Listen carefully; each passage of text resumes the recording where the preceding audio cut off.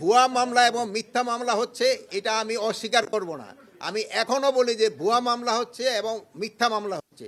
এখন ভুয়া মামলা এবং মিথ্যা মামলা যেন না হয় এ ব্যাপারে আমরা পদক্ষেপ নিচ্ছি, এবং যারা ভুয়া মামলা এবং মিথ্যা মামলা করতেছে তাদের বিরুদ্ধে আমরা পদক্ষেপ নিব, এবং তাদের বিরুদ্ধে আইনানুগ বড় ধরনের আইনানুগ আমরা ব্যবস্থা নিব।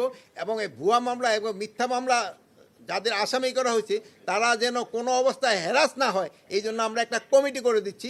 শুধু থানা নয়, এবং ওই কমিটির মাধ্যমেও তারা দেখবে। ওই কমিটিতে আমরা একটা প্রপোজাল দিছি, এটা এখনও ফাইনাল হয়নি।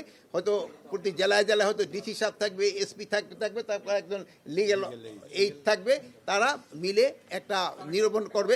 ভাই কথা শেষ করার আগে আটটা করে ফেলার নিরূপণ করবে যে অ্যাকচুয়াল কে দোষী, যেন না হয়। আমরা আইন শৃঙ্খলার ব্যাপারে কোনো উদ্বিগ্ন নাই। আমাদের আইন শৃঙ্খলা পরিস্থিতি মোটামুটি আল্লাহ দিলে একটা স্যাটিসফ্যাক্টরি লেভেলে চলে আসছে। এটা আস্তে আস্তে আরও উন্নতির দিকে যাবে।